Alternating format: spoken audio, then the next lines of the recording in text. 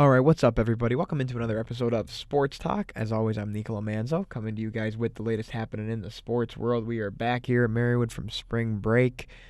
I'm sure everybody out there is thinking maybe the break wasn't long enough, but nonetheless, we are back and we are into the home stretch now here of this spring 2018 semester. And, we're going to be off again next week pretty much too, so don't get too upset if you're upset to be back at school. But I'll tell you what, the sports world certainly didn't stop over our spring break. If anything, it really ramped up, actually, because, of course, March Madness is going on. A lot of teams are still dancing their way into the Sweet 16.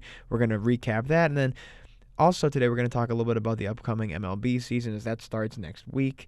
So we'll get into that a little bit. We'll preview some things. I'll give you my opinion on some teams, more what I think is going to happen this season. And, of course, as I just said, we're going to start with March Madness and the NCAA tournament. I know a couple weeks ago we talked a lot about the whole FBI investigation and stuff like this, but now we can talk about the actual sport and on some lighter news and some more fun stuff.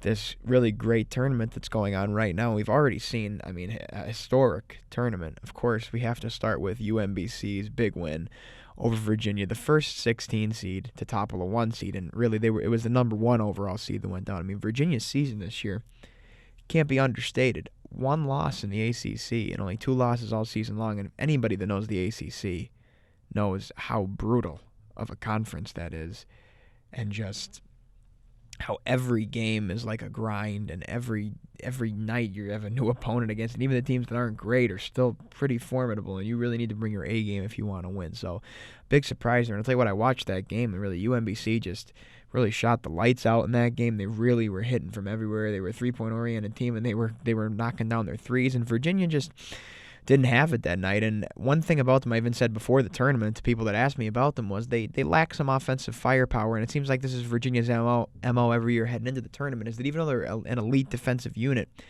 they don't have the offensive firepower to match each other top-level schools in terms of offense, and that sometimes creates a little bit of a problem for them, is when their defense fails them, they can't really play at a pace that is conducive for a comeback. And it was kind of amazing that they were a little bit stubborn and not really wanting to up the tempo with this team and run with them, and as a result they ended up getting blown out by 20 actually. So historic right there. Other storylines: Loyola Chicago upsetting Miami of Florida right at the buzzer, and then they upset Tennessee at the buzzer too. So you have Loyola Chicago into the Sweet 16. They're playing Nevada.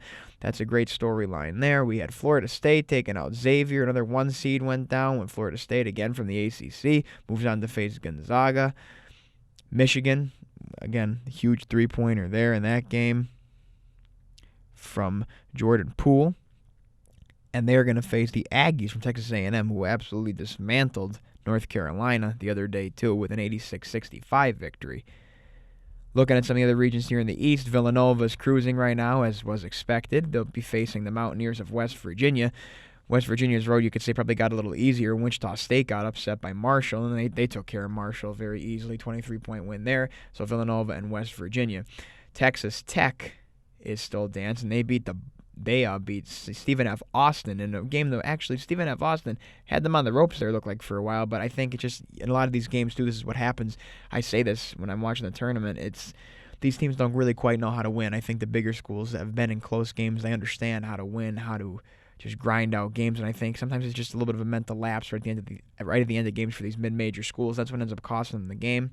And then Texas Tech did beat Florida to get to the Sweet 16, and Florida ended up ousting the St. Bonaventure Bonnies, who really were looked at as a very hot upset pick, and really Florida handled them.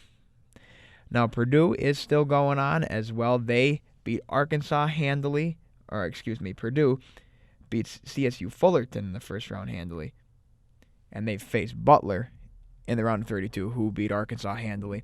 Now, Purdue ended up grinding out a win over Butler again. They're a game that Butler was up in, but it seems like a team that has bigger opponents all season knows how to manage those games a little bit better. Kansas is playing Clemson in the Midwest region. Kansas had a close call with Seton Hall, but they prevailed, and then Clemson absolutely put on a show against Auburn, 84-53, a big win there for them. They were an underdog in that game.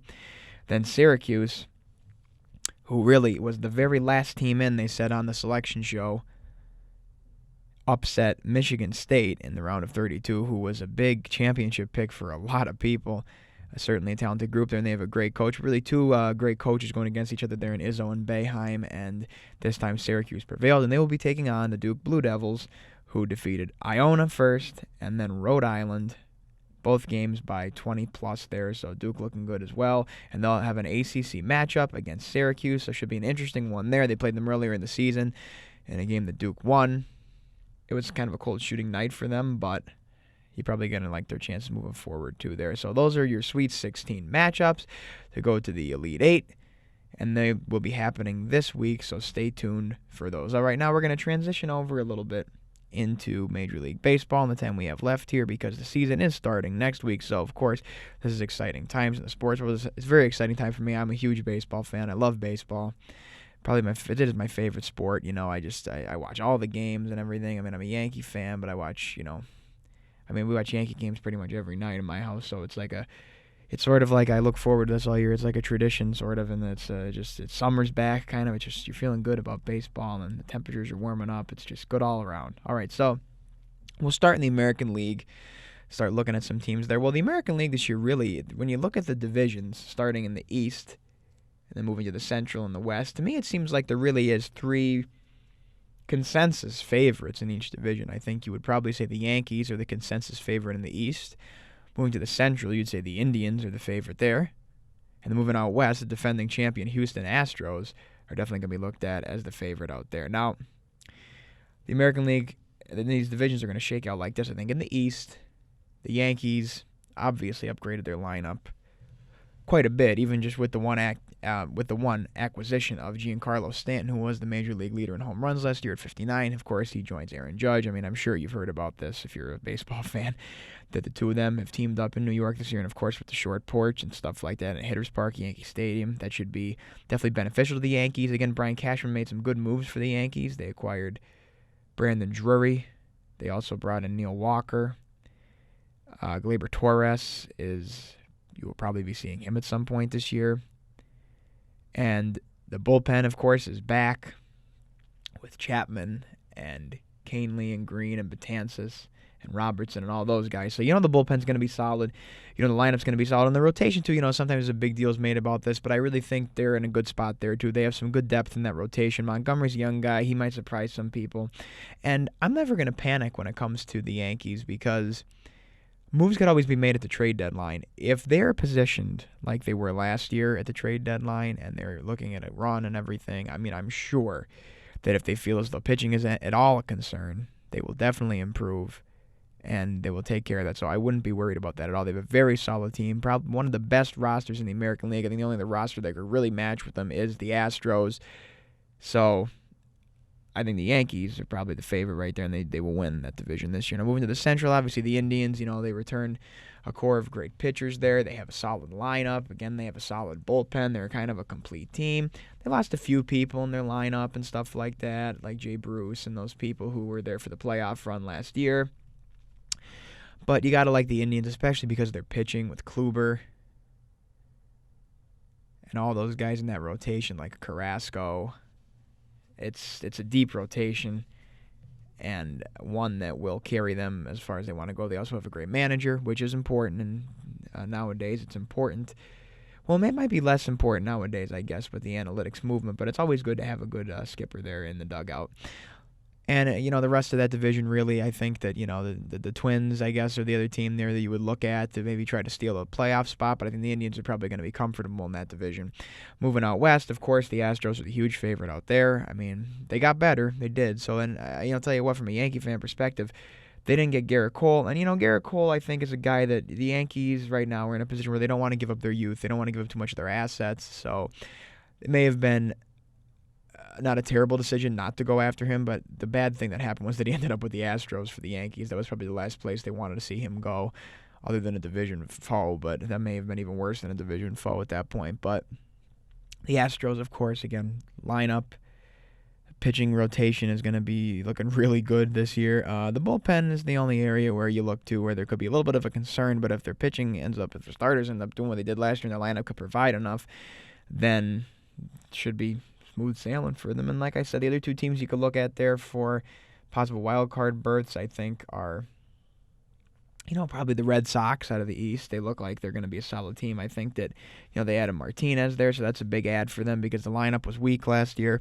And the pitching staff, maybe this isn't a popular opinion, but Sale obviously is Sale. He's great, even though he faltered a little bit at the end of the year last year. But they need to start getting more consistent play out of these big name guys. I mean, the names are there in their rotation, but they need to get some stats out of them too. I mean, Porcello is a big name guy, but his ERA is kind of inflated if you look at it. Really, he's not a shutdown pitcher by any means. And you have Pomeranz, who was good and he's a big name, but again, these guys have to live up to their expectations. Also, there's some injuries in that rotation, so when they're at full strength, that's something else you got to watch out for too. They could really be a team to be reckoned with. All right, heading out to the National League. Kind of a similar story, I feel like, to the American League in a lot of ways. In the National League, obviously, the Nationals are the favorites in the East there. Then you move to the Central, and the Cubs are ready for another run. And out in the West, you have the Dodgers, who the Dodgers really, the pressure is on them, I think, big time. Because I'll tell you, last year, it just seemed like everybody was picking the Dodgers. And every season, it just seems like the Dodgers have this great team. They assembled this great unit, and they just can't quite make it all the way. And now Clayton Kershaw, there's some, he could become a free agent after this year. So, and with his struggles in the playoffs and everything, you feel like the pressure is mounting on them to finally win a title, because with that huge payroll and the players that they have and the fact that really they are the best pretty much every year. They have one of the best records in baseball. They just can't quite get it done. There's some pressure on them there. In the Central, the Cubs, they lost Arrieta obviously to the Phillies, but, I think they have... But they gained Darvish, so I don't know how you view that, because Darvish was, obviously had his problems last year in the World Series. Some people said he was tipping his pitches, but they took a chance on him. Some people aren't really fond of him after his performance, but we'll see what happens there. They have a solid unit. Obviously, the lineup is good. The bullpen is good. The starting staff is good. So they have good depth there across the board, and of course they're going to be the favorites there. And then in the East, the Nationals are the Nationals, and again, this is another team similar to the Dodgers in some ways. I mean, the Dodgers are the Dodgers, so there's always going to be more pressure on them. But the Nationals, again, just they can't quite get over the hump. I mean, they got to put together some playoff wins here. That's the whole MO for them. That's just become their MO. Rather, they can't win a playoff series. I mean, they have to put together some wins. It has to happen.